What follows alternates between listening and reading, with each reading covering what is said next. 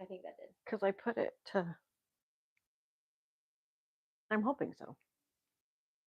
W Magazine named Jake Sinners, Mm-hmm. the dog from Sinners, Mm-hmm. Tonic, Caught Stealing, Creature, Die My Love, and Indy, Good Boy, as its best animal actors of the year. Nice. Oh, no. Jake from Sinners was the snake. The snake is considered an actor. Nice. The Smithsonian National Zoo welcomed a baby Asian elephant for their first time in nearly 25 years. Two journalists in Greenland tracked down their missing $700 camera and discovered a sled dog had stolen it, hit record, and filmed the getaway. Last Monday was Groundhog Day, and animals across North America made their weather predictions. Spring is coming, just not immediately. That's funny. Beloved palace cat Zelenogorsk and Karagnada passed away within 12 days of each other, Oh. both over 15 years old. Oh wow. I'm just waiting to see if this actually did. Like we're not actually live and waiting to see if people pop in. On J&M. Mm-hmm. On J.A.M.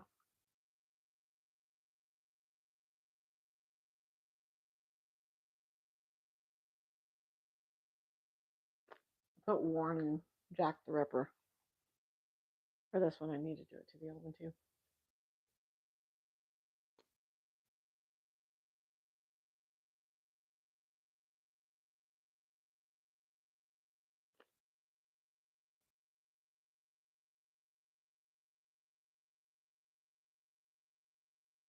You know what I could do? I could be smart and I could go to my subscriptions. That'd be a lot smarter than what I was doing. Are you trying to search it? Yes.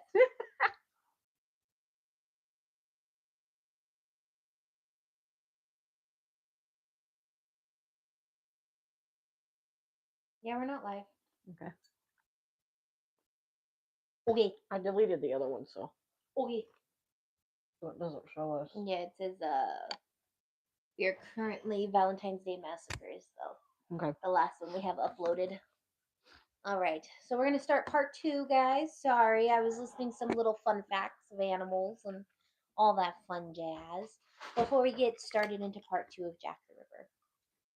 So, we're gonna give you a little fun fact before we begin the case. Spittle in England is actually a type of hospital where they did stuff for free. Hmm.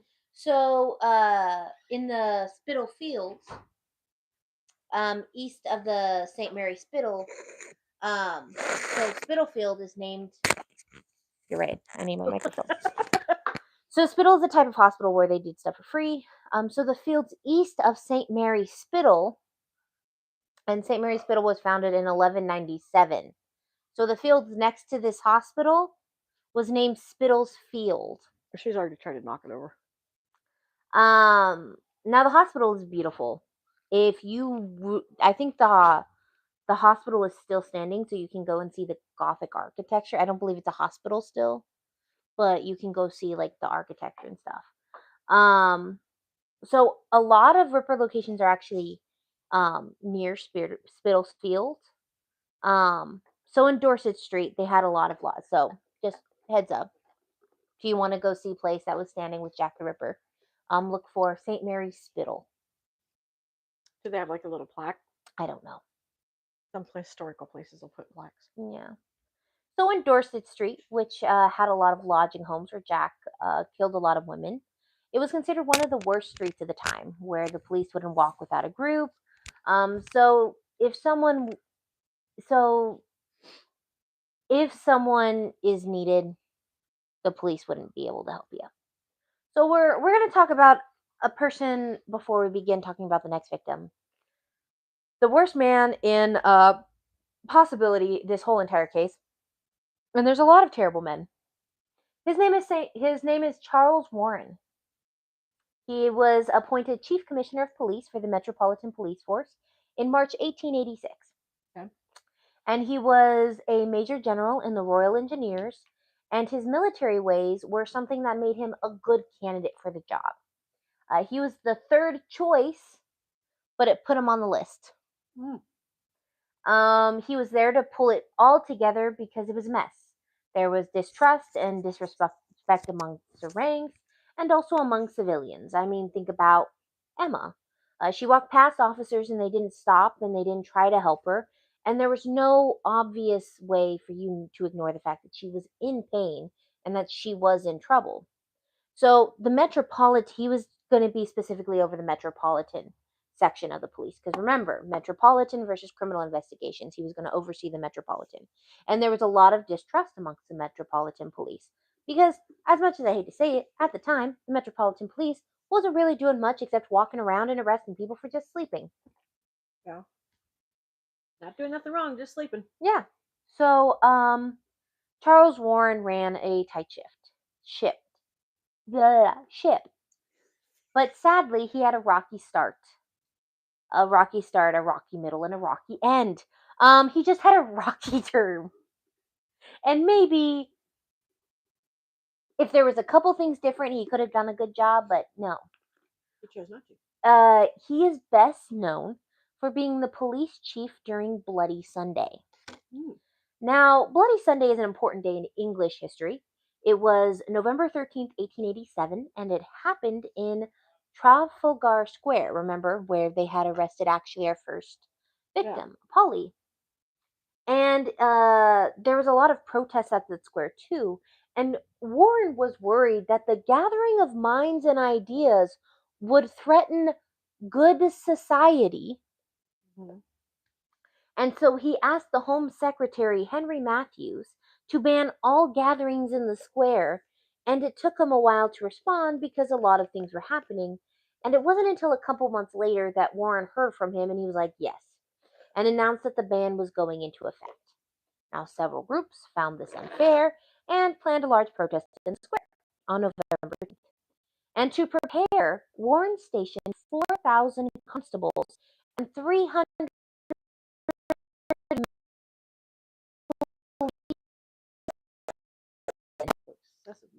Now, we know what happens when there is gathering and one group is armed and one group isn't. We live it today.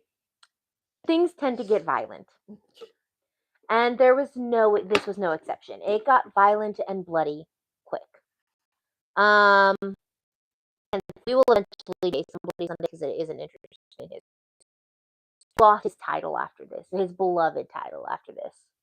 So after the murder of Polly, it was Inspector Frederick George Albernin and Inspector Edmund Reed who was on the ground inspecting the case. And so it was Amberlyn when Anne Monk was like, she has a husband and you should tell him. And it was Amberlyn who hunted her husband down, found him and told him and brought him in for questioning. So again, the criminal investigation is being overseen by Robert Anderson. Metropolitan is being overseen by Charles Warren. Anderson just got the job and was told, my guy, you're going to die if you continue this. You need to take a two-month vacation. Right. Charles Warren, he is overseeing the Metropolitan Police. He has this thing with Bloody Sunday. He kills a couple of people. He's losing his title. People don't like him. He's doing really shitty job. Now the criminal investigation department has no head because the dude's on vacation because he's going to die if he continues his ways. So now it's just the investigators are in charge and this Charles Warren is now kind of overseeing both of them for the time being. Now, if Charles Warren could barely handle the Metropolitan, he can also really handle the criminal investigation one. And we will talk more about that. Because he says some things and I just want him. But we're going to talk about, we're going to go to the second victim. Okay. So, September 8th, 1888, the day after Robert Anderson left for Switzerland because he was actually medically required to, because the doctor said he was going to drop dead if he didn't. He is an intense guy, I will say. When he finally comes back, you see his intensity and you go, okay. And that's why we said take a 2-month sabbatical, dude. Yeah. Take time off. So yeah, he was going to drop dead if he did not go on a vacation. So John Davis was a 56-year-old man, and he worked for Lindell Market, and he was living in a lodging house at 29th Hanbury Street, and he was living in the third floor attic with his wife and 3 sons. They had moved in 3 weeks prior, and since they lived there, they learned sex workers would haggle with and bring their clients to the yard outside the building, and John often would have to shoo them away. It was just now a Well, part of their daily life. Yeah, he's got kids. I see your sons need to learn. That's how they need to learn about sex right there. Yeah, so they would use the yard of the lodging home, and so he would shoo them away. Jeez. Yeah, so the yard in the back of the home, um, there was a yard in the back of the home, and there was a gate, but it was never locked. And people actually believe it didn't lock. It wasn't a matter of them not locking it; it was just that it couldn't lock. Um, and again, there was no like they did a really with these cases a really shoddy job of you know taking evidence, because nowadays that would be like a number one thing they would look at. Does this gate lock? Does it not lock? Yeah. If it does lock, that means somebody knew it was locked, knew to unlock it, and all that other stuff. So it was a semi high trafficked area, and this lodging house had 8 rooms, and there were 17 people living in it. So it was a little cramped, just a little. The night of September 7th, he said he went to sleep at 8 p.m., woke up from 3 a.m. to 5 a.m. on Saturday, and then fell asleep at 5:45 when the clock at Spitalfield Church struck. He woke up, he had a cup of tea, then went downstairs to the backyard. He said that the house faces Hanbury Street with one window on the ground floor and a door at the side leading to a passage which runs through the yard. Mm-hmm. There is a back door at the end of the passage opening into another yard. Neither of these doors were able to lock, and I have never seen them lock, is something he said. Yeah. Anyone who knows where the latch of the front door could open it and go straight into the passage into the backyard. There was a little recess to the left from the steps to the fence is about 3 feet. Yeah. There was a 3 stone step unprotected leading from the door to the yard, which is at a lower level than the passage. So he opens the door and he sees a woman laying down in the left hand recess between the stone steps and the fence. And she was on her back with her head towards the house and her legs towards the wood shed. The clothes were much disarranged. I did not go into the yard but left the house by the front door, called the attention of 2 men to be circumstances. They work at Mr. Bailey's, a casemaker of Hanbury Street, and I do not know their names, but I know them by sight. Basically, what he's saying is he saw 2 men, told them to get the police, and to tell the police he hadn't entered the yard, and neither did they. So he's basically like, hey, get the cops, there's a body out here. Yeah. So the coroner was mad when he heard this, because he was like, you don't know their names? What if I need to question them? Because back then, coroners also did a bunch of investigating for the cases. And he's like, no, I have to get to work. And the coroner was like, your work can wait. This is more important than your job. Yeah. And I understand the coroner was upset. They were probably tired because no one is caring, and the coroner needed people to care. But this guy was like, I got to keep my tenement home. I got to keep my home. Too bad, so sad. I got to go to work. So they ended finding up Joseph Chandler, an inspector. They summoned him. Now, heads up, going to be some anti Semitism in this case. And it was already happening. The news and people on the street were saying it was a Jewish person that had committed the crimes, and they were using it as an excuse to attack people. What Inspector Chandler found was a woman brutally attacked. Her hands were raised, like this, and her face was so covered in blood, as was her hands. And at first he couldn't tell where the injuries were because there was just so much blood. Mm. Her legs were bent and her knees facing out. Her coat and skirt, both black, had been pulled up to expose her body, and they were soaked in blood. Mm. She was wearing striped stockings, which were obvious from her position, and it was clear she had been disemboweled. Oof. There was some kind of fabric or scarf or handkerchief around her neck, and the police believed it was done by her as a fashion choice. The police report says the small intestines and flap of the abdomen lying on the right side above the right shoulder, attached by a cord with the rest of the intestines inside the body. Okay. Yeah. Two flaps or skin from the power part of the abdomen laying in a large quantity of blood above the left shoulder. And the throat was cut deeply from left and back in jagged manner, right around the throat. And her throat was cut so bad her head was almost removed from her body Geez, so yet again. again. And he said they believed he meant to cut off her head, but didn't get to. Hmm. But he had grinded into the vertebrae in her neck. So it was clear he was like trying to separate the bones. And at one point, someone in the crowd who had gathered to gawk at that grabbed a tarp and put it on her. Oh, that was nice of Because him. because again, she's got organs here and organs here. Yeah. And they tried to cover it. I get it. Please don't touch it because there may have been something. That they could have used. Yeah. So Chandler sent for a doctor to examine her body before moving it to the mortuary and begin the search of the crime scene. He ended up finding bloodstains on the fence and it was right above her. It was 14 inches up, and some more on the wall behind her. Now, her wedding ring and two of her things were not found at the crime scene, and they were believed to have been forcibly removed from her fingers. And it was bruised, like the rings were ripped off. Mm. Her pocket in her skirt was cut open, and the items were placed around her.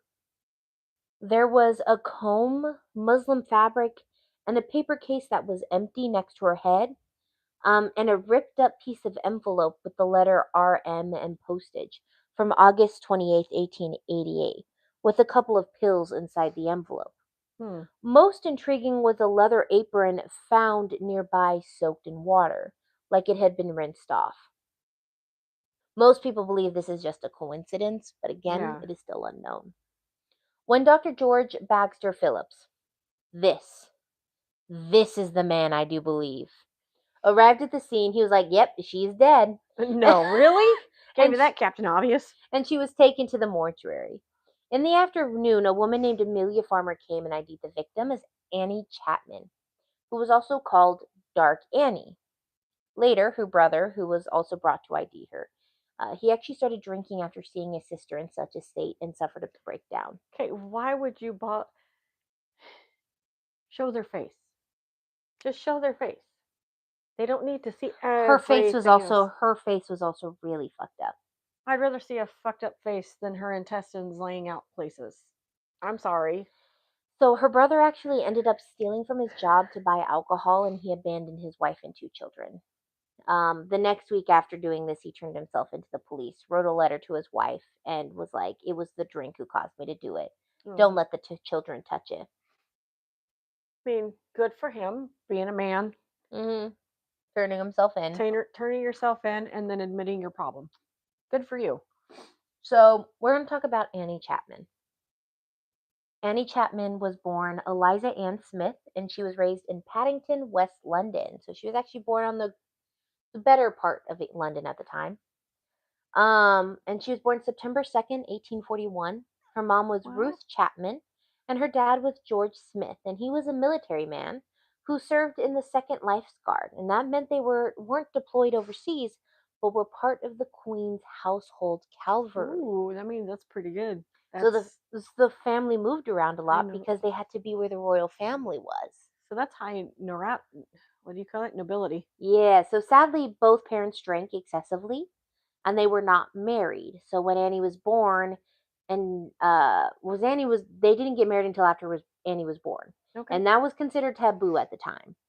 That Yeah. meant she was a bastard, which put her in a bad place. Yeah. And Annie was joined by a younger sister named Georgina, but that happened when Annie was about 15 years old. So there was an age gap between That's a Georgina giant age and gap. Anne. Yeah. Then her parents had Miriam, another sister, and then had her brother. They lived in nice homes and they weren't struggling because George's job paid well. And it was while they were living at Windsor that Annie got to know a man named John Chapman. They were related on her mother's side, distant cousins, and she was working at Windsor as, and he was working as Windsor as a valet, Sorry, you're and shameless. he was making some good money, and he would sneak the keys and sneak Annie into the homes, and they would drink together. And Annie at this time got hooked on rum, and she liked rum a lot.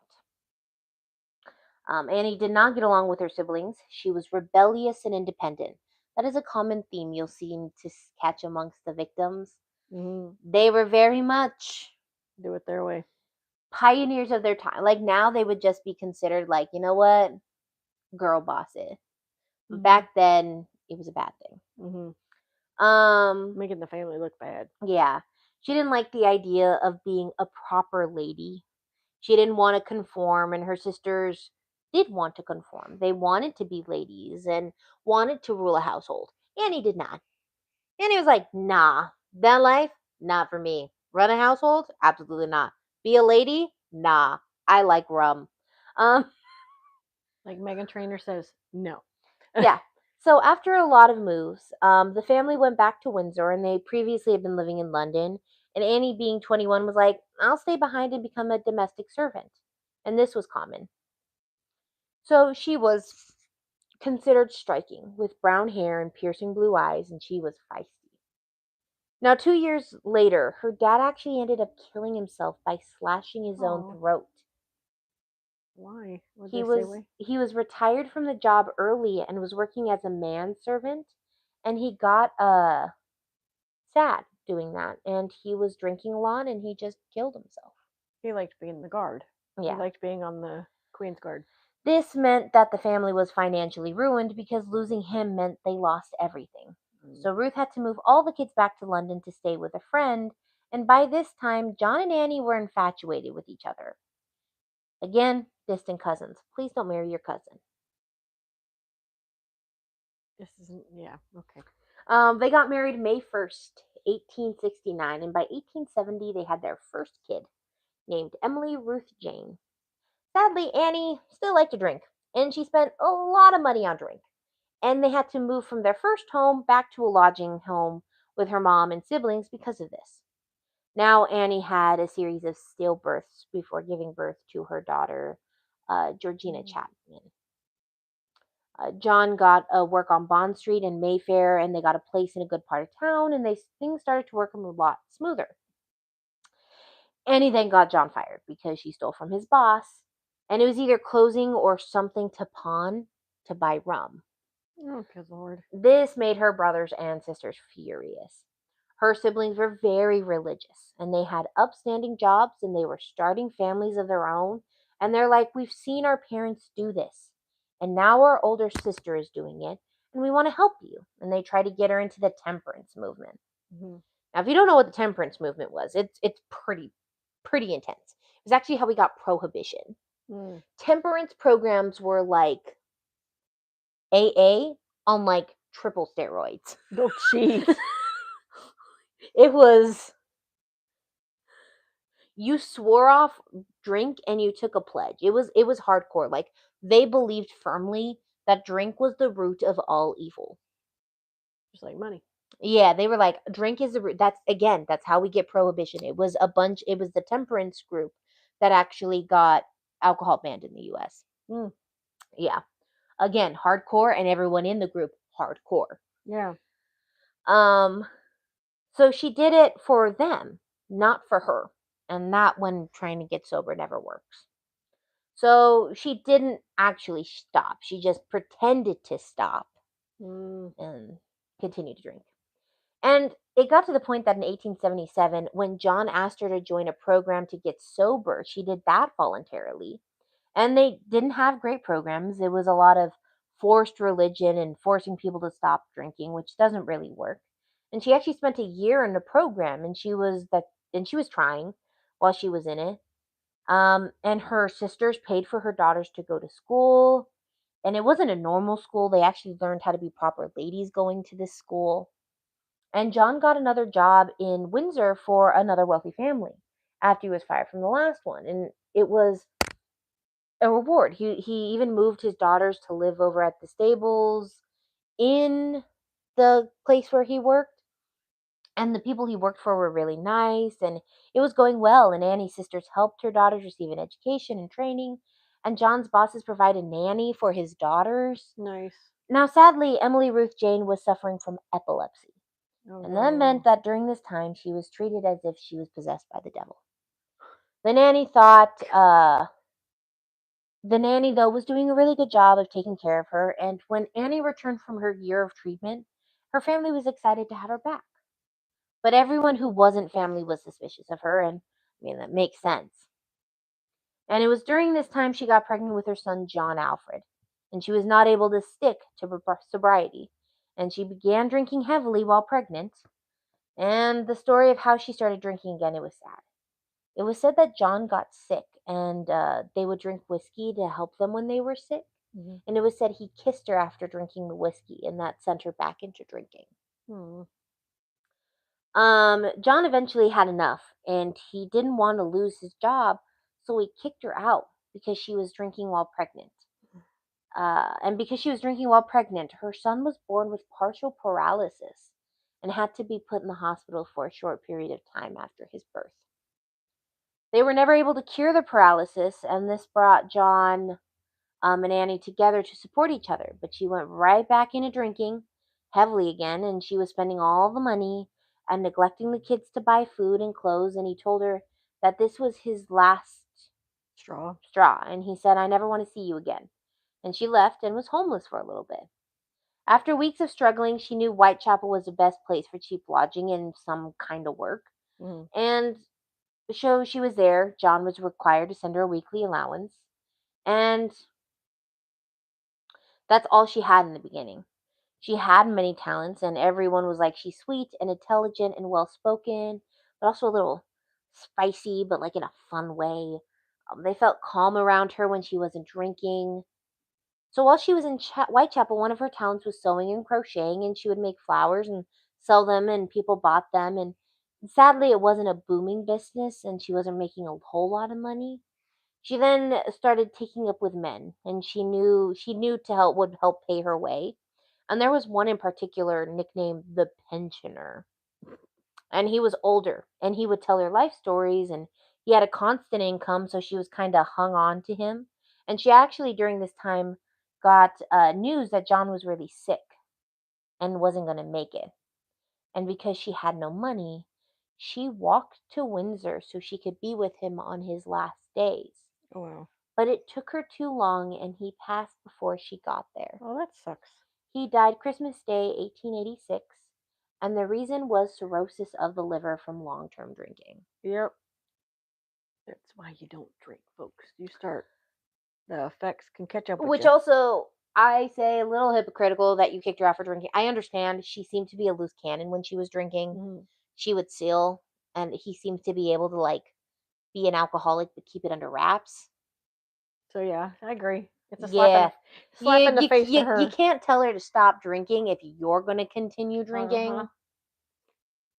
You died of cirrhosis of the liver. You had to have been a heavy drinker for a long time. Yeah. Um, she was devastated by his death, and even though they had a rocky relationship, they did love each other. But they were really toxic. She never recovered from his death, and people said she lost hope and lost her spark after he died. Oh. So she turned to sex work because that was the only thing she could do. Now she would go back and forth between Whitechapel and Spitalfield, and she began staying in Dorset in a doss house. All she cared about was a bed to sleep in and getting rum. What happened to the kids? Sorry, that's like an after effect for me. Most likely, I do believe they stayed with her sisters and brother Okay. because it was a better place for them to be staying. Okay, because I'm all like thinking we hear what happens to John and then her, Yeah. what's going on with her, but we didn't hear about. Okay. Um, and all she cared about was a bed to sleep in and getting rum. And this is when she started getting the nickname Dark Annie, because she started to get violent when she would drink, and she was angry. So the doss house she was staying at was at 35 Dorset Street and was managed by a man named Timothy Donovan, and he was not a nice guy. His doss house was licensed to hold 144, but he crammed about 300 people in there. Jeez. Ted Stanley, the pensioner, was controlling, and he was not actually helping her. He would pay for her bed at the Doss house, and he had it that if Timothy told him she was bringing another man to the bed, he would then not pay and have her kicked out. Oh wow. So it's Um, like he owned her, so she better listen to what he says or she won't have a yeah. place to stay. The fucked up part about that was he was seeing another woman named Eliza Cooper So how is that the and same? paying for her bed too. So how yep, you Yeah. sound like her husband John. To- yeah. Towards the end of August, she ran into her brother on Commercial Road, and he hadn't realized how bad things had gotten, and she was embarrassed. He gave her the money he had in his pocket, and the two of them sat for a drink, and that was the last he saw of her. Now, Ted and Eliza became the last witnesses to her last days. Ted said he had seen her at the Britannia pub on Dorset Street on September 2nd, 1888, with Eliza Cooper. The two were not friends. I'll bet. Apparently, Annie had borrowed soap from Ted, and it was meant for Eliza, and Eliza got mad because Annie had promised to give it back. And when Eliza confronted her, Annie threw a halfpenny at her and told her to buy some more and toss the coin. So when the two saw each other at the pub, it was a brawl.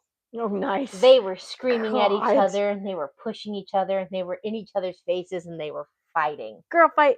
Witnesses saw the fight, and it was continuous. It was all the way back to Doss' house, and then Annie slapped Eliza, and Eliza lost it. I can't. She beat Annie so badly and left her in a bad condition. Can't wait till we get a proper equipment because I have so much I could add.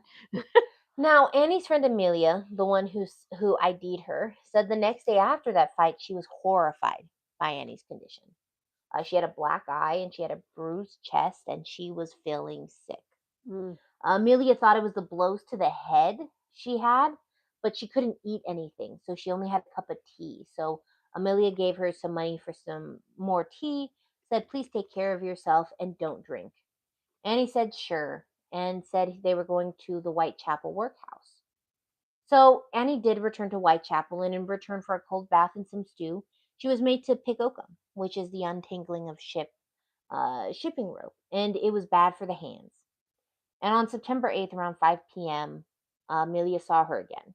After she left the workhouse, and Annie told Amelia she didn't feel well enough to go to Stratford to sell anything, and she said she was trying to push through and earn someone or something, and she was going to be sleeping outside. By 7 p.m., she went to the Dawes house and asked Timothy if she could just sit in the kitchen. And he wouldn't let her until she was like, "I need to sit, please." And Tommy's like, "Fine, you can only sit for a short period of time."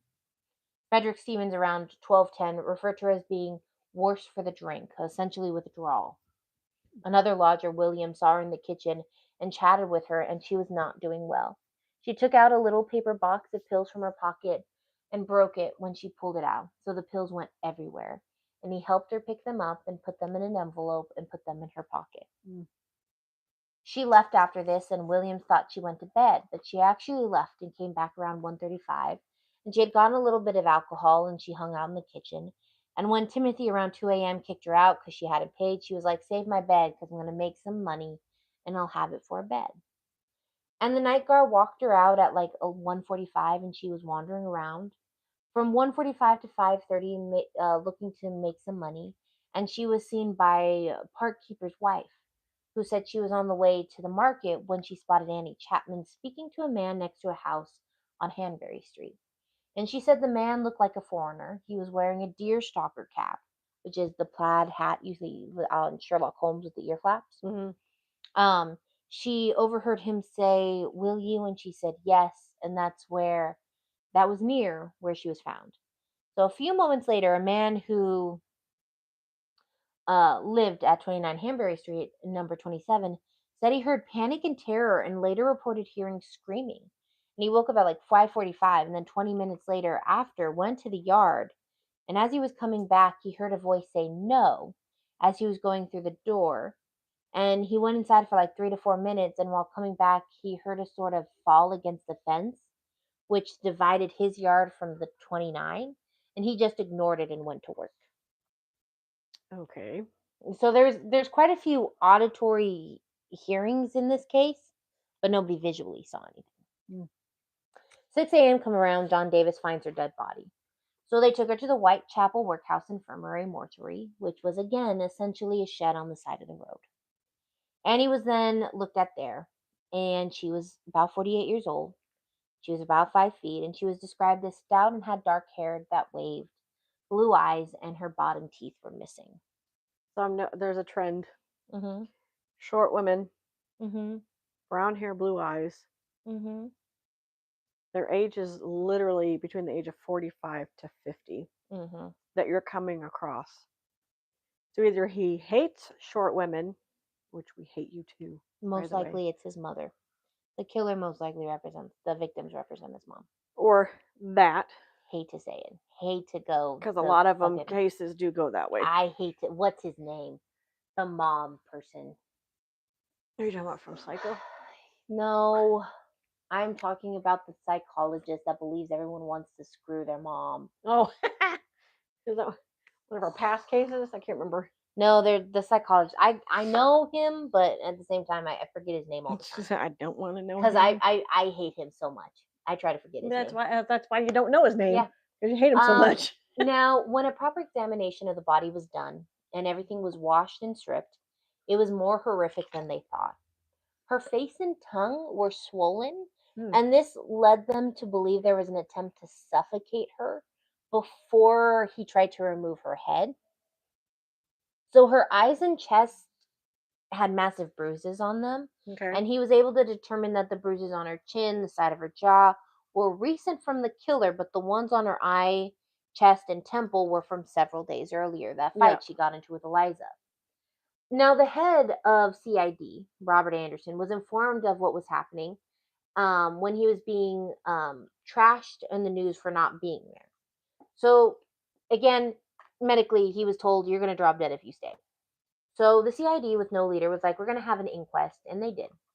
And 2 days later, there's more horrifying details that came out with this inquest. They did not release this to the press, and none of the press had heard this beforehand. But Dr. Phillips didn't even want this information released. He didn't want it on the record. He said that the mutilations were so horrific it would be too painful to the feelings of the general public. He said, "I released the cause of death, which is severed carotid artery. Everything done after that was gratuitous and did not have anything to do with the cause of death." He was like, "Okay, severed carotid artery. That's what killed her. That's all you need to know. I don't want to tell you anything more." Don't blame him. And the press was like, "No, you've got to tell us everything." And he's like, "No, No, I don't. it is excessive. It is unneeded." And they're like, "Please tell us more." And they were like, "We need the information." And he actually agreed. But he said, "I want every woman and any children that could be in the area to leave." Hold on, folks. Um, any women and children that could be in the area, I want them to leave. Rightfully so. He said it's not fit for publication in any media source, and it's not fit for women. Okay. I will say, when he began explaining, several men fainted. Okay. Yeah. Let me sit it straight. So heads up, if several men fainted, this is what he said, and this is what caused men to faint. He said that her neck had been cut twice, one after another, from left to right, and they were so deep that they cut the vertebrae with a clear attempt to remove the head. The abdomen had been entirely laid open, and the intestines severed from their monastic attachments, which had been lifted out and placed on the shoulder of the corpse. Wilts from the pelvis and uterus and its appendages, from the upper portion of the vagina and the posterior two-thirds of the bladder had been entirely removed. Okay. He said the work was obvious that of an expert that had knowledge of anatomy. He said those organs were removed from the body in a clean sweep with one swipe of the knife. He said there was no jagged cuts. So I'm about to tell you something really disgusting, but also like a really fun fact and interesting fact. Okay. So in anatomy, to remove the uterus and the upper portion of the vagina and the two-thirds of the bladder, pelvis, and other organs, when removing them and taking them out at the same time, And you don't separate them like Jack didn't separate them. He would take them out one at a uh I think he separated them and took them out one at a time, which Mhm. required cuts. So the cuts were not jagged. So most of the time when they remove these things when doing like the um autopsies, they remove them at once. They don't remove them one at a time. Mm. It's faster, it's easier to move it all at once. Because also, you have to cut in specific locations to make it a smooth cut so you don't cut random Right. things. And mind you, he did this in the dark. He removed every piece one by one and cut it in the exact right spot to cut it. Um, it also took him about 15 minutes to remove everything. You have like a watch on and timing this, or just by the way the Just by cops? the time things, by people saying this happened at this time, this happened at this time, this happened at this time. Because I remember you said in the last one, it takes a cop 15 minutes to patrol on foot. Yes, and in this one, it was based off of what witnesses heard. From this point to this point, I remember seeing her here, and then he walks out at this certain point. So they were looking at the different times and estimating the time. So in 15 minutes, he managed to remove the intestines, put it on her shoulder, remove a good majority of Sorry. her other organs. Mm-hmm. Within 15 minutes, cut it. Now, to give you perspective, a hysterectomy takes a couple of hours. And he did this in 15 minutes. Yeah. Because even yeah. And again, he removed the uterus. It's so whoever did this had to know what he was doing, or he had to have done it before. Yeah, like He had to have had like practice. Yep. And what do they say? Not to up the guy's ego, but practice makes perfect if he did it numerous times. Yeah. So what was even sadder was when they started looking at the autopsy Mm-hmm. and they started looking at the organs that were there. She was already sick and dying. Oh wow. She either had syphilis or tuberculosis. There's talk of either. Mm. Both of which were death sentences. No talk about her liver cirrhosis of the liver. No. As much as that girl drank. Yeah.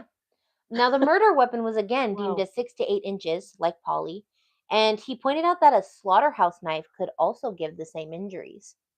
Now, Dr. Phillips tried his Sorry, best. He excuse was me. like, I can see how the body was He's like, can I see how the body was positioned? And they were like, no. And he's like, I'm just trying to help. Yeah. Let me look and see how the body was positioned. Let me see how the body was framed. I could tell you a little bit more. Now, here's where humanity starts sucking a little more. At 29 Hansberry Street, it became a business venture where you could see where Annie died and they started charging. Oh, good God.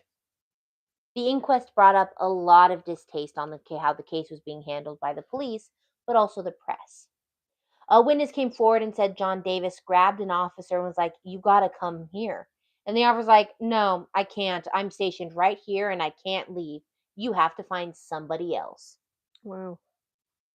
Now, Annie's brother paid for her funeral, but she was buried in a public grave in Manor Park Cemetery in Forest Gate, which meant that people were buried on top of her, and her family couldn't put a headstone where she was buried.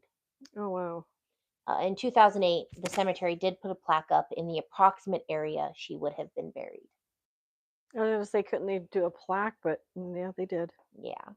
Not a very good one. So Sir Charles Warren is trying to calm people down because they're panicking, and he ended up looking like an asshole, like he always does. September 15th, after two murders so awful they were printed in full details to the press, he dictated a memo to be sent to Donald Swanson's office. And this is what the memo said: I am convinced the Whitechapel murder case is one which can be successfully grappled with if it is symmetrically taken in hand. I go so far as to say I could myself unravel the mystery if I could spare the time and give my individual attention to it. Sorry, Willow.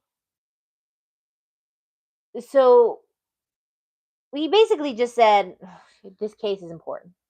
And I mean, I could solve it if I didn't have anything else I was focusing on. It's that easy of a case. I mean, I could solve it. So solve it. Yeah. So uh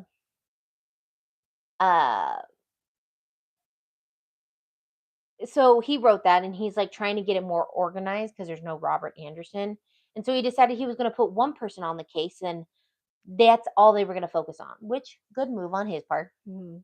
So he put it on Chief Inspector Swanson to solve the case, and he said he'd have room with all the information needed, and he would be consulted when it comes to the Ripper.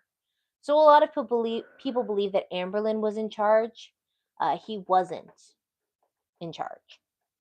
He was just one of the guys that was in the case. So a couple days after September 10th, a guy named John Pfizer was caught. Remember, leather Yeah. apron? Timothy Donovan managed the Doss house, called police, and told him about throwing Pfizer out because he attacked and threatened several women. And they saw him wearing a deer hat, so they checked his home, found he had a 5-inch blade in his possession, and he was brought in, and everyone went crazy.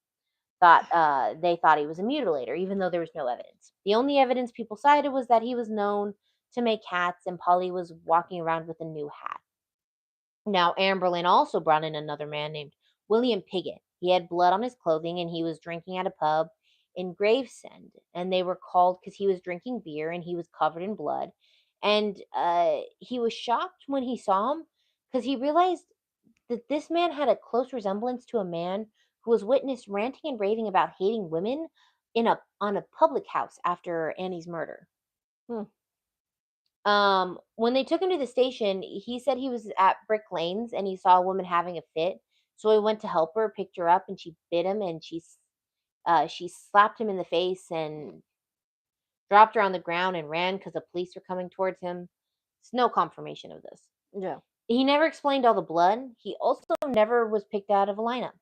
He then became erratic and started slurring his words and was sent to an institution because he was deemed legally insane. John Pfizer was let go because there was no evidence and he had a confirmed alibi. He was with family during Ann Chapman's murder. He also had an alibi for Polly's murder. When asked why he ran, he was like, I would have been torn apart because you guys named me. So I ran. I would have been killed by a mob. Yeah. I mean, he's not wrong. No. He's not wrong. He would have been killed by a mob. But yeah, that is how long is that? That's only an hour. I could start the double murder. I'm trying to think because this is less than an hour. So yeah, We can go 30 more minutes if you want. yeah. So Charles. Let's do So that. let's briefly talk about Charles Warren. Fuck Charles Warren. Charles Warren did some good things. Or you talk Charles Warren. Charles Warren is an asshole. Absolute ass. I could solve the case on my own if I had a little bit of time. Then do it. You got time. You can put it on hold. Solve the case. And then his poor handling of Bloody Sunday. Oh, why did they handle this case so poorly? Mm. So, yeah, Ann Chapman's murder was a rough one, but not as rough as we are about to get. There are still 2 murders that are absolutely horrible. The third murder, not so much. And that's because of a couple of things. Um, but the third murder is a little bit nicer. Fourth murder, bad. Fifth murder, awful. Yeah, it's gonna be a fun one. All right, we're waiting for Michelle. She's coming back. Let me go through and see if I can.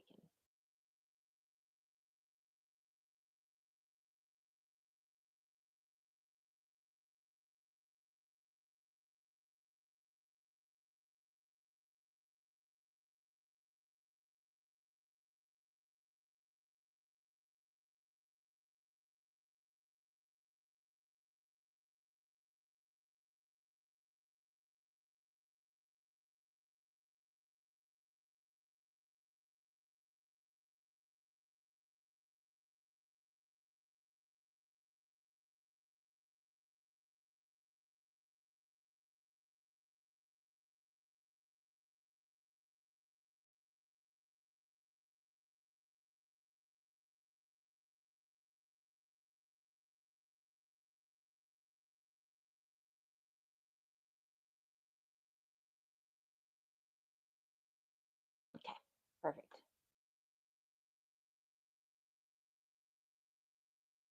Damn, the next victim is 7 pages.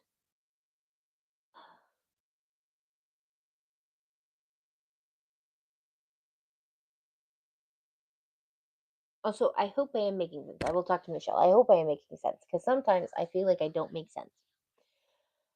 If you have any questions, add them to the comment section. I will gladly answer them.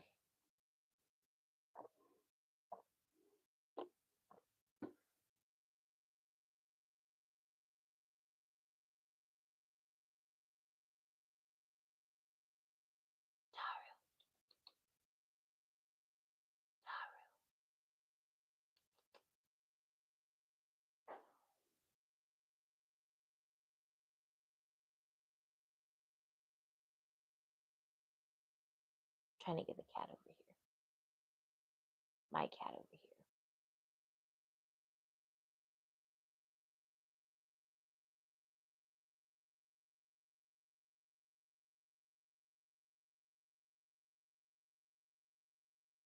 Thank you.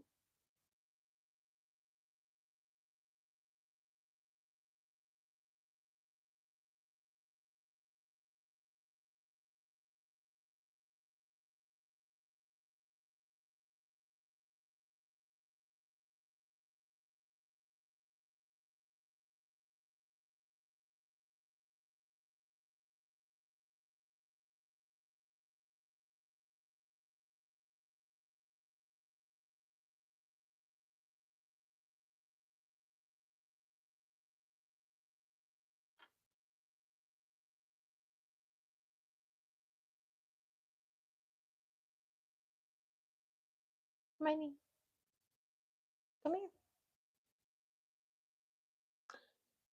Sorry. I know it's a little awkward.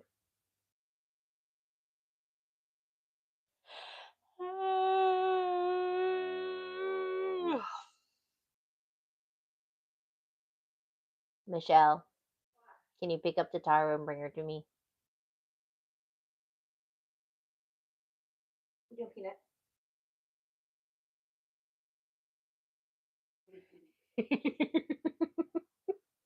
Oh, who's my little Bubba? Yeah. Everyone, this is the towel. I'm sorry. Don't She's be my mad. little munchkin. Don't be mad at Grandma for doing that. Okay. Okay, Proceed. so we're gonna talk about the double murder.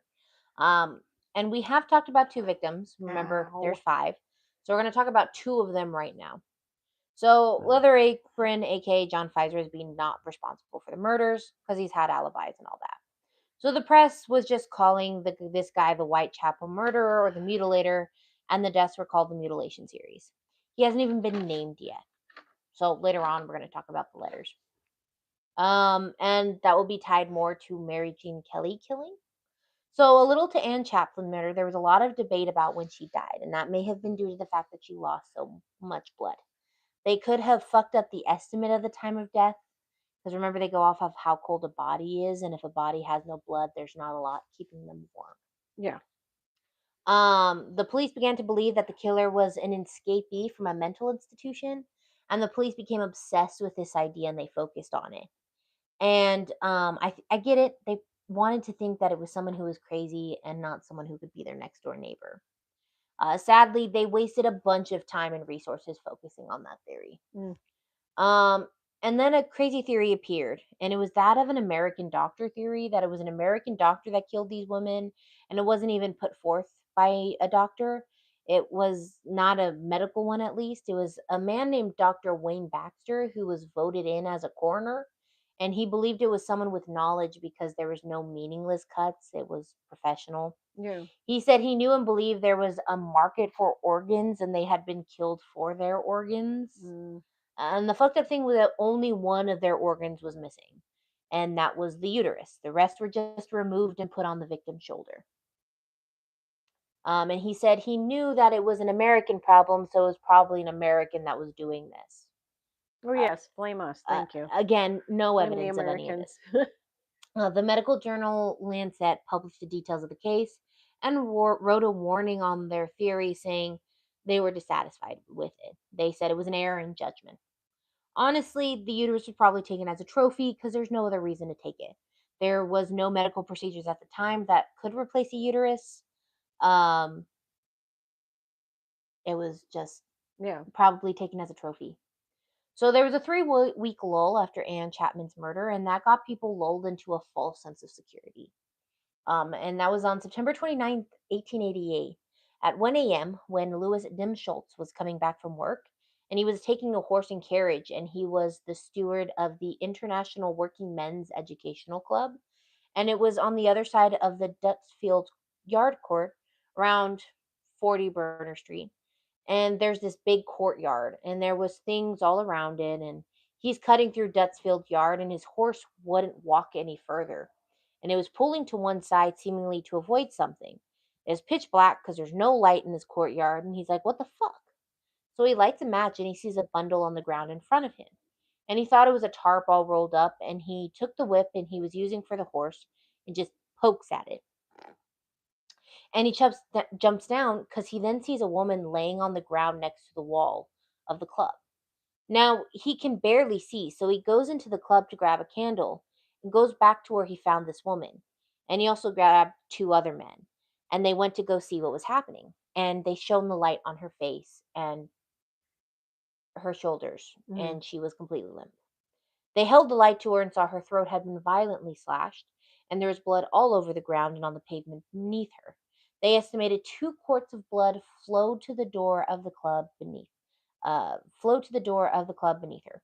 Her hair was matted with blood and mud, and she was holding a packet of breath fresheners, and her hand was actually clenched around it. There was a myth she was holding grapes in her right hand. She was not. That is just a myth.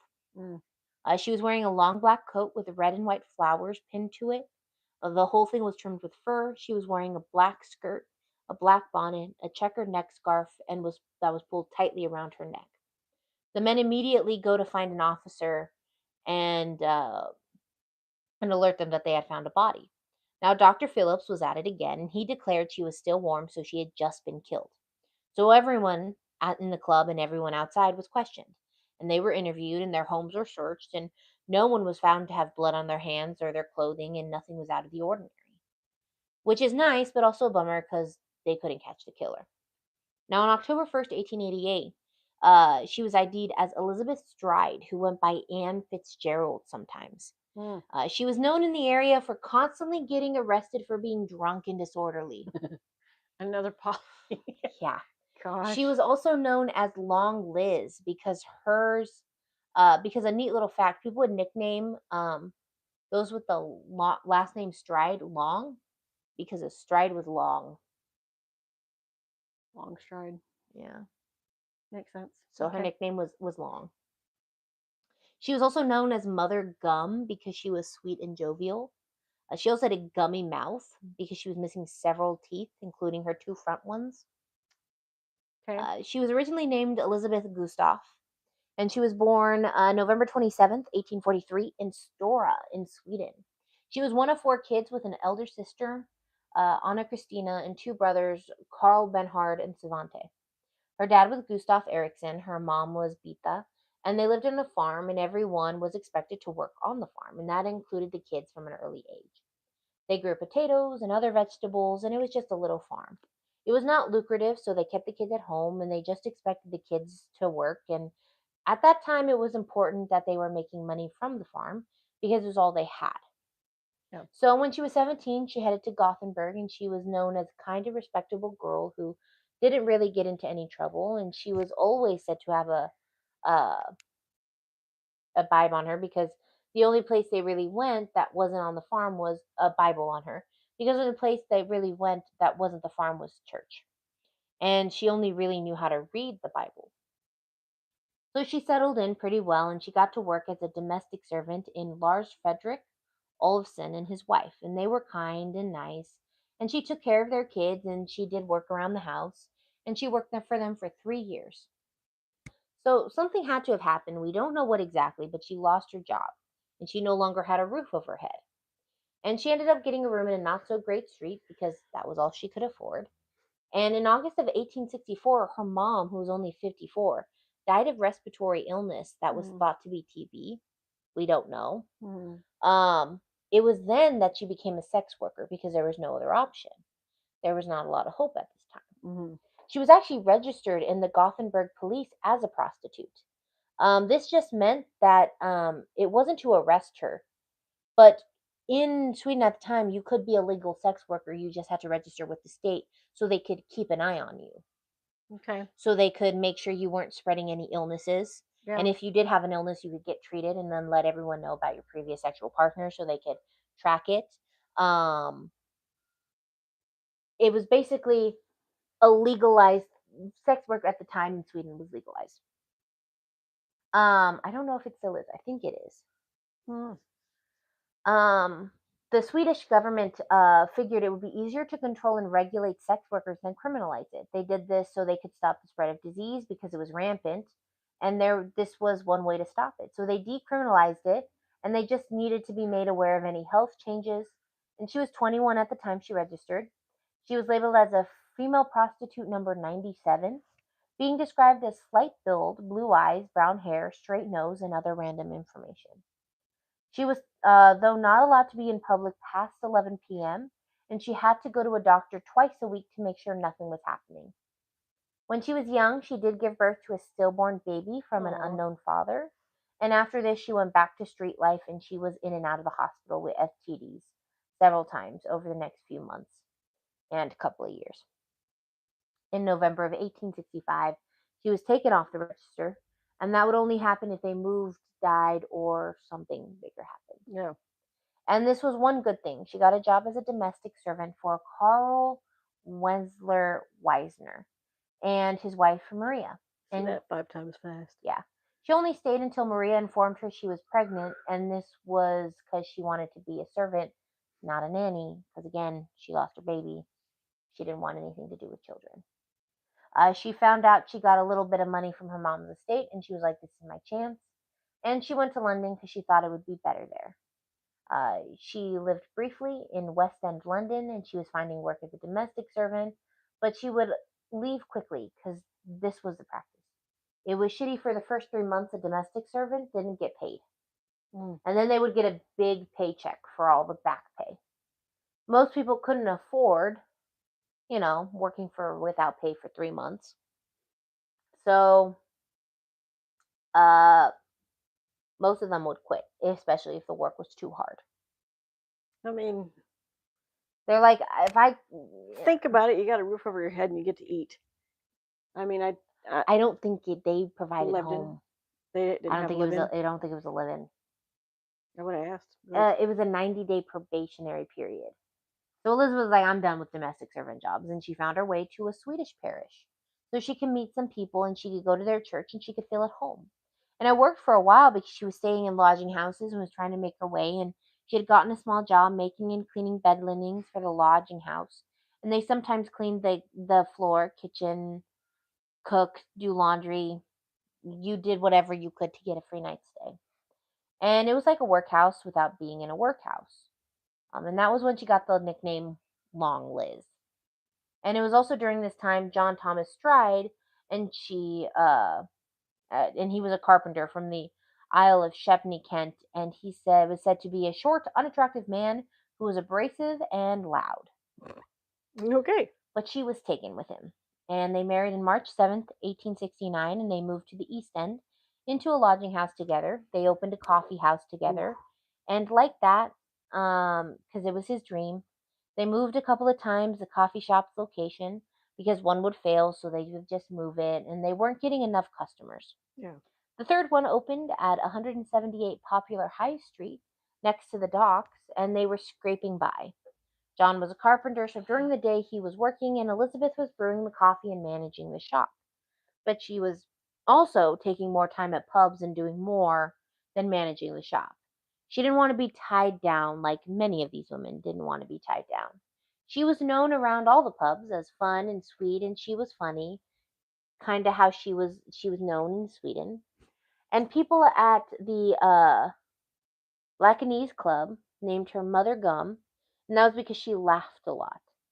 In 1874, the coffee shop almost closed down, but instead it changed hands, so they handed it to someone else.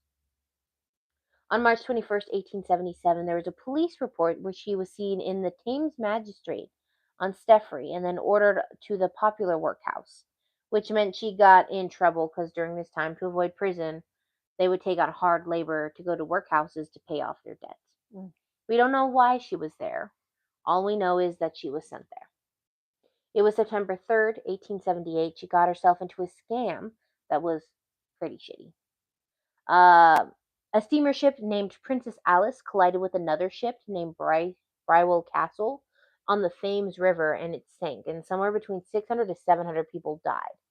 And there was a collection where people would donate to the families that lost a loved one. And she pretended to be a survivor and that her husband and two of her 9 kids were killed in the accident. And she had 7 kids to care for now. She even said her 2 missing front teeth were from where she was kicked by another passenger who was trying to save themselves. Oh, God. That story didn't work out too well. People were like, "You're not on the manifest, and also, where are your other 7 kids?" So she used this story a lot, and it never really worked. She was known by friends to always be carrying sewing equipment, and she would always use her skills. She always had buttons and thimble needles, and she was ready to jump into action as a seamstress. And by 1881, she and her husband John moved into a lodging home at 69 Usher Road, um, and it was cramped, and they had to share with several families. And she began to drink heavily around this time, and John was really religious, and the idea of drinking heavily around this time and John was horrified. She left him around Christmas because she they couldn't stay together.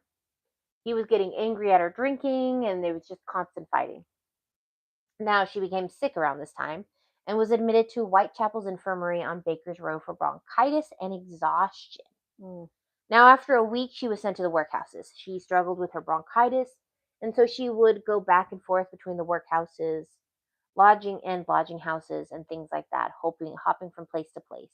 And John gave her money now and again, but they were estranged, and he was in bad health, so everything started to crash, and he died shortly after this. Um, but she was still saying that he died when the boat sunk. Mm. Um, and then she moved into lodging houses on 32 Flower and Dean Street, which is pretty infamous. In 1884, John died of a heart disease, and by this time she turned back to sex work and found herself desperate with no options. She would get caught and she would have to work it off in the workhouses. And one of the ways was walking on a treadmill for hours. Mm. That's another thing that they did in the workhouses was they would make them walk on a treadmill for hours. Dang, her legs are probably like jello. And it wasn't it wasn't actually a treadmill. It was more like a stairmaster. And they would do this to make the mill run, to make flour. Yeah, okay. And they were walking like 8 hours a day. She should have some pretty good strong legs and Yeah. calves and crap. And they were walking 8 hours a day. And now at this time, people really liked her. She was a likable person. And this is when she began to see a dock worker named Michael Kidney. And they started staying in a lodging house on Dorset Street. And it was specifically on on a street named the Wicked Quarter Mile. And she worked in the kitchen at the lodging house, and people liked her cooking. So eventually, the two of them were able to move into a room on Devonshire Street, but they weren't happy together. Michael was a shithead, and she was drinking again, and started to fall into old habits like going to the streets. Now, remember how I said he was a shithead? Yeah. Well, here's why she turned to sex work. And here's why. She turned to sex work again. He found out, and he was pissed. And when she got home, he physically assaulted her, and he was pissed she was drinking when he was actually an abusive drunk. So Oh, wow. she goes to sex work. She comes home. He beats the shit out of her because he's an abusive drunk. And he's like, "You shouldn't be drinking." And she's like, "You're a fucking drunk yourself, too." That's a pot calling the kettle black. Come on, dude. And he told her she was a piece of shit drunk and she had enough after he assaulted her. And she left him on March 21st, 1886. and she went to go live at Popular Union Workhouse and was sent to the infirmary because she was in bad condition. And she sadly did go back to Michael on occasion, and it was just a toxic dynamic between the two of them. And he was more and more abusive every time she would go back to him. But she needed a roof over her head, and she was willing to put it up with it for the roof. She was brought before the Thames Magistrate Court 8 times between 87 to 88, and it was for drunk and disorderly conduct. So she goes back to sex work. She's in a terrible place. And on September 20th, 1888, she was walking Whitechapel and she met a woman named Catherine Lane and her friend Elizabeth Tanner. And they started talking, and she was like, I'm a manager at the lodging at Flower and Dean Street if you want to stay there. I can help you. And she was like, I just need you to do laundry, clean, and I'll pay you a small amount and you can have a roof over your head. And she responded with, I can also help with the kitchen. And she was like, great. That's nice of her to do that. Elizabeth Tanner um, was like, stride and the work, and we'll make this work between the two of us. And on September 29th, 1888, they went drinking together at the Queen's Head Pub around 6:30 p.m. So people remember her coming back at 7 p.m. after having a drink with Elizabeth and getting ready to leave. And so by 7:30, a few of them witnessed her in the kitchen, and she appeared to be in a good mood and happy. And she was readying herself to walk the streets, and she was like, I'm going to make some money. And witnesses saw her with different men slash clients that night before 11 p.m. She was seen talking to a man that was wearing a jacket that had white flowers pinned to it, and they called him clerkly looking. He had a dark mustache. Two men saw her and this man leaving the Layer Arms, a pub in Seattle Street, together, and they were kissing and hugging. And more witnesses saw her with this man, and they were headed to Commercial Street at 11:45. I can And see where it's hard for people to investigate and do things when the only description you have is, oh, he was, about 6 foot, wearing a clerky looking he's outfit with clerkly looking. flowers, and then half the town looks the same damn way. Exactly. Um, William Marshall, a witness, said he saw her kissing and carrying on with a man he described as a clerk. He was said to have a sailor's hat, and they were walking to Dutsfield Court. And he heard the man say, You would say anything but your prayers. Okay, I mean, that doesn't sound comforting. I think I think it was meant to be dirty talk. Oh, that's crappy ass dirty talk. Sorry. I think that's what he meant it to be. I wonder if you could hear the full conversation. If she was saying something, he's like, You would say anything but your prayers. I'd be that person laughing in the back. It's like, that's all you got. A few moments later, they were both seen by a grocer, Matthew Packer. And the man had gone up to Packer and was like, Get her what she wants. And she was like, I want some grapes. And the grocer was like, What kind of grapes? And he was like, I have these kinds. And she responded with cotton candy grapes. Ooh. And he brought them to her and she started eating them. And the grocer believed that the man she was with was about a 35-year-old man.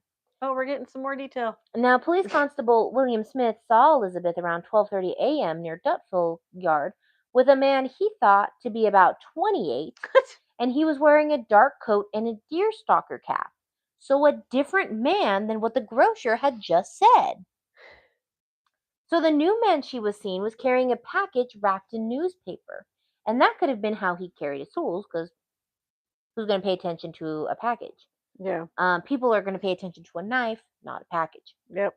This brings us to 12:45, when Israel Schwartz was on his way home, and he said he saw a man about 5'5". He's about 30 years old. He had a round face. He had brown hair and a small brown mustache, and he was wearing dark clothing like a black shirt, black hat, black pants, black everything. And the police reports from October 19th, 1888 states that an hour on turning into Burner Street from Commercial Road, having not gone as far as the gateway where the murder was committed, he saw a man stop to speak to a woman who was standing in the gateway. The man tried to pull the woman into the street, but he turned her around and threw her on the footway, and the woman screamed 3 times, but not very loudly. Loudly. On crossing to the opposite side of the street, he saw a second man standing there lighting his pipe. The man threw the woman down, called out apparently to the man on the other side of the road, Lipsky, and Schwartz just walked away. Finding that he was followed by the second man, he ran as far as the railway arch, but the man did not follow upon being taken. Did not follow. Upon being taken to the mortuary, Schwartz ID'd the body as the woman he had seen. He described the man who threw the woman down as about 30 years old, 5'5", complexion fair and dark hair, small brown mustache, broad-shouldered, and dressed in a dark jacket and trousers, black cap with a peak, and he had nothing in his hands. So now, if you're wondering what possibly Lipsky could mean, people have whole ass theories as to what it means. There's this article about how he just heard it wrong. Yeah. And there's also the fact that in 1887, a man named Israel Lipsky murdered a woman who was staying in the same lodging house he was, and her name was Miriam Engel. And he murdered her by pouring nitric acid down her throat. Okay, it's a little excessive there. He confessed to the crime and was hung on August 20th, 1887. So something that I guess was actually common was using words as verbs, and men would say things like during the Jack the Ripper murders, saying like, "I'm gonna Whitechapel you." Okay. Okay. And it's possible that when he said Lipsky, he was basically saying, "I'm gonna murder you," like Lipsky had murdered this woman. He was just using this noun as a verb. I'm gonna Lipsky you. Oh, good God. But again, it's unknown. So 15 minutes later, Israel saw this. She was dead. Oh. So Matthew Packard, the one who gave her the grapes, well, his story fell apart. He said he saw nothing and no one strange, but now he's claiming the grape story, now that a reward is being offered. Of course, money gets involved, people get involved. Yeah. Now, the police was originally hesitant to do a war because of things like this, but private citizens were actually offering rewards. And there was also no grapes in her stomach when the autopsy was done, so she never had grapes. Was she delusional at that moment? Hmm. She asked for grapes. That story that's That's the the story Packer. he said. That's the story he said Oh, that never actually happened. wow, he's delusional. Yeah. He's a little delulu.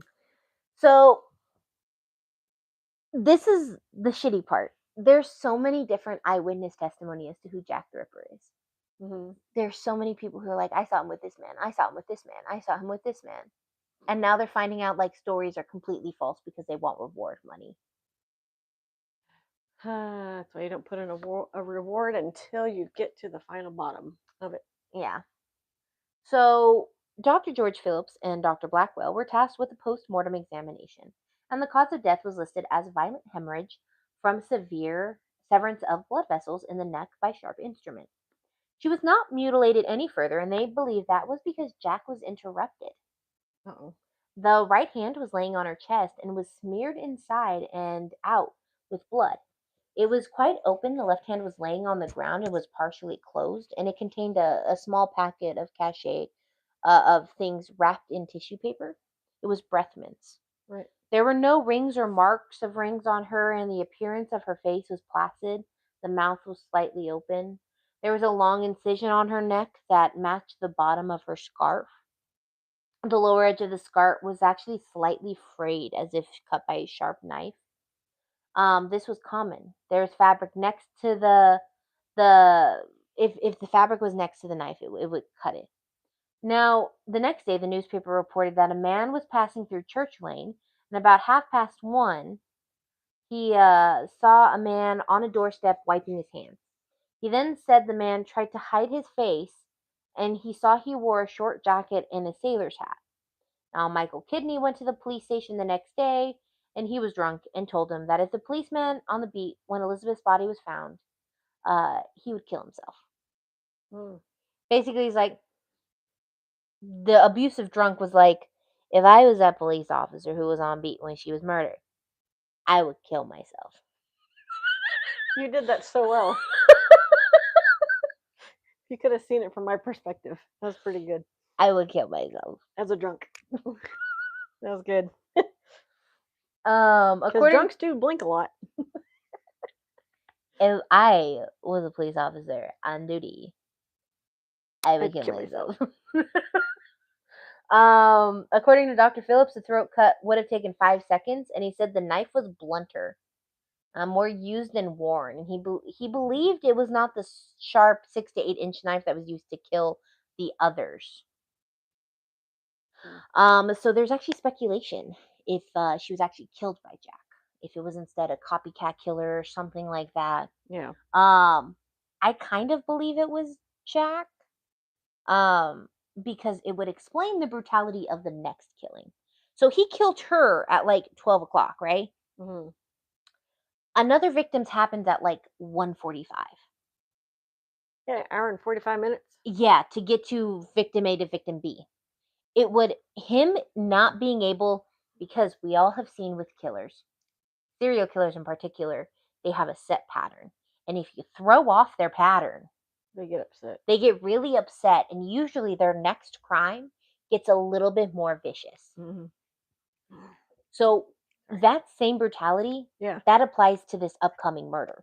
That brutality is why I firmly believe that she is a victim of Jack the Ripper and that he got stopped early on, because he then took all of his anger of his task not being able to get done onto this victim. So, yeah, we are going to start talking about the fourth victim, guys. Woo! Woo! I'm tired. Mm-hmm. I'm getting there. Yeah, but we are going to talk about the fourth victim. I think I'm on page 30 of something. Wherever you left off. I Right am on there. page Right there. 30 of 53. We About still got 23 23 pages to go. left. So, okay. We're going to continue, stop. Yeah, we're going to stop Okay. and we're going to do another episode. Okay.